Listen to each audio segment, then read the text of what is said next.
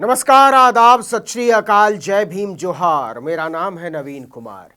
क्या नरेंद्र मोदी को आईना दिखाने की सजा मिली है राहुल गांधी को? आपको याद होगा, भरी संसद में राहुल गांधी वो तस्वीर लहरा रहे थे जिसमें नरेंद्र मोदी अडानी के हवाई जहाज में आराम फरमा रहे हैं। मोदी की नजर अडानी की तरफ है और अडानी की नजर कैमरे की तरफ। राहुल गांधी ने पूछा था कि मोदी और अडानी के बीच का यह रिश्ता क्या है। राहुल गांधी के भाषण के इस हिस्से को ही संसद की कार्यवाही से निकाल दिया गया था। सबको लग रहा था कि बात आई गई हो गई, खत्म हो गई, लेकिन ऐसा हुआ नहीं। आपको याद होगा, मोदी ने एक सभा में साफ साफ कहा था कि यह मोदी है, किसी को छोड़ता नहीं है। खासकर राहुल गांधी और सोनिया गांधी को लेकर उनकी खुन्नस जग जाहिर है। तो क्या इसी खुन्नस ने भारत के राजनीतिक इतिहास पर एक ऐसी लकीर खींच डाली है जिसने राहुल गांधी के राजनीतिक भविष्य पर सवालिया निशान लगा दिया है? यह इस समय का सबसे बड़ा सवाल बन गया है कि राहुल गांधी का क्या होगा। जन अधिकार पार्टी के अध्यक्ष और पूर्व सांसद पप्पू यादव ने एक ट्वीट किया है। उन्होंने लिखा कि यही वो तस्वीर है जिसको संसद में दिखाने के बाद भाजपा नेतृत्व ने राहुल गांधी जी की संसद सदस्यता रद्द करने का निश्चय कर लिया था। उन्हें पता था कि अब राहुल गांधी जी को बोलने का मौका मिला तो यह बंदा सारा कच्चा चिट्ठा खोल कर रख देगा। तब बीजेपी के चाल, चेहरे और चरित्र का क्या होगा? तमाम लोग ट्वीट करने लगे कि राहुल गांधी की लोकसभा सदस्यता रद्द करने के पीछे एक ही कारण है, राहुल गांधी का सदन में मोदी अडानी का रिश्ता उजागर करना। उस तस्वीर की अहमियत का अंदाजा इसी से लगाइए कि राहुल गांधी की सदस्यता खत्म किए जाने के बाद कांग्रेस ने जो पहली प्रतिक्रिया दी उसमें फिर से उसी तस्वीर का इस्तेमाल किया गया। इस ट्वीट में लिखा था, राहुल गांधी जी की लोकसभा सदस्यता खत्म कर दी गई।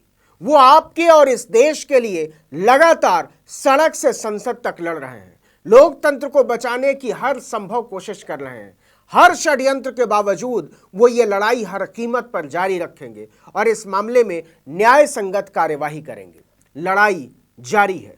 कांग्रेस ने अपनी प्रेस कॉन्फ्रेंस में भी कहा कि राहुल गांधी ने अडानी के महाघोटाले पर आवाज उठाने की कीमत चुकाई है। संसद में उनका 50 मिनट का भाषण भाजपा बर्दाश्त नहीं कर पा रही थी। कांग्रेस ने कहा कि संसद से उनकी बर्खास्तगी कानूनी मुद्दा नहीं है, यह राजनीतिक मुद्दा है। यह धमकी की राजनीति, बदले की राजनीति और उत्पीड़न की राजनीति का उदाहरण है। जयराम रमेश ने कहा कि राहुल गांधी ने लोकसभा अध्यक्ष से 3 बार मांग की कि मुझे बोलने का मौका दिया जाए, लेकिन उन्हें बोलने नहीं दिया गया। लेकिन उन्होंने कोई जवाब नहीं दिया और इसके बाद उनकी सदस्यता खत्म कर दी गई। जयराम रमेश ने कहा कि हम इससे डरने वाले नहीं हैं और ना ही खामोश रहेंगे, लेकिन यह तय है कि हम संसद में कोई काम अब नहीं होने देंगे। उन्होंने राहुल गांधी के एक बयान का जिक्र करते हुए कहा, जो खुद डरते हैं वो दूसरों को डराते हैं। सच यह है कि नरेंद्र मोदी इस समय खुद डरे हुए हैं।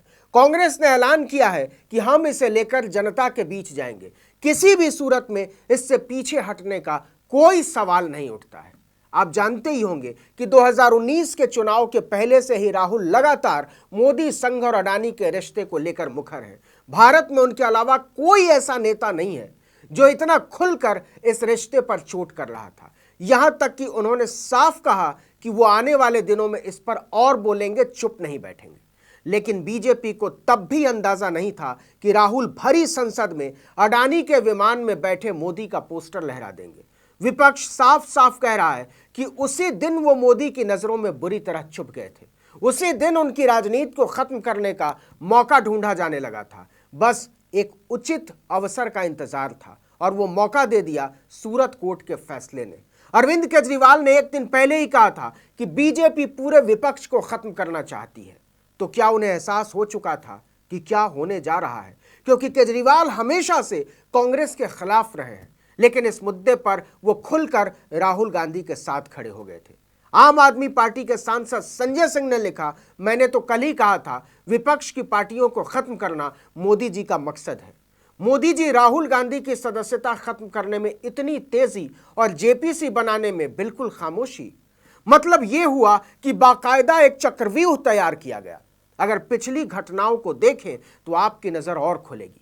अदालत के रास्ते बाकायदा एक चक्रव्यूह तैयार किया गया विपक्ष को निपटाने का। इस चक्रव्यूह में पहले लालू यादव की राजनीति को खत्म किया गया, इसके बाद मोहम्मद आजम खान की राजनीति को खत्म किया गया और अब राहुल गांधी को।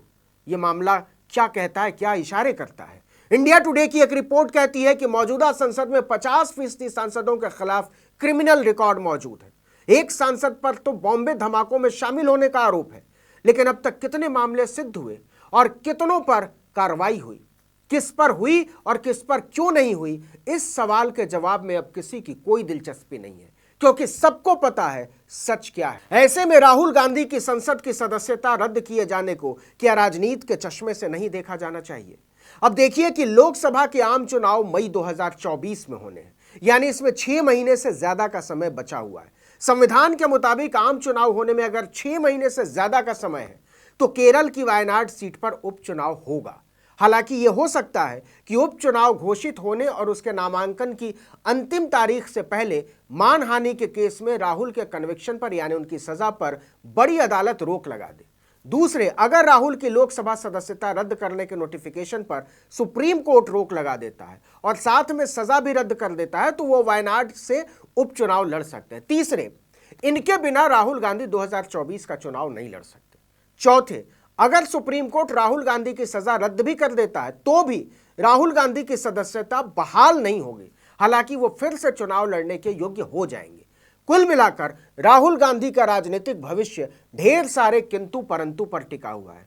तो क्या यह सब सिर्फ इसलिए हुआ कि उन्होंने अडानी और मोदी के रिश्तों पर अंगुली उठानी शुरू कर दी थी? कांग्रेस ने लिखा, राहुल गांधी जी की लोकसभा सदस्यता खत्म कर दी क्योंकि उन्होंने नीरव मोदी, ललित मोदी, विजय माल्या को चोर कहा। यह मित्रकाल में चोर को चोर बोलने की सजा है। तमाम आरोप हैं और उन आरोपों पर बीजेपी के जवाब भी है। लेकिन यह बात सच है कि राहुल गांधी की संसद से बर्खास्तगी भारतीय लोकतंत्र की एक ऐसी घटना है जिसकी गूंज कभी मिटाई नहीं जा सकेगी। इस वीडियो में इतना ही, लेकिन अगर आपने आर्टिकल 19 इंडिया को अब तक सब्सक्राइब नहीं किया तो फौरन कीजिए, बेल आइकॉन दबाइए, घंटी जैसी आकृति, लाइक कीजिए और कमेंट करके बताइए हमारा वीडियो आपको कैसा लगा। यूट्यूब पर देख रहे हैं तो हमारे चैनल को सब्सक्राइब कर दीजिए, फेसबुक पर देख रहे हैं तो हमारे पेज को लाइक कीजिए, इंस्टाग्राम पर हमें फॉलो कीजिए और हमारा ट्विटर हैंडल है article19_India और मेरा ट्विटर हैंडल है नवीन जर्नलिस्ट। आप मुझे भी फॉलो कर सकते हैं। जहां कहीं भी हमारे वीडियो को आप देख रहे हो, फेसबुक पर देख रहे हो, यूट्यूब पर देख रहे हो, ट्विटर पर देख रहे हो, लाइक ज़रूर करें और कमेंट करके बताइए कि हमारा वीडियो आपको कैसा लगता है, हमें और कौन कौन से मुद्दों पर वीडियो बनाने चाहिए। नमस्कार।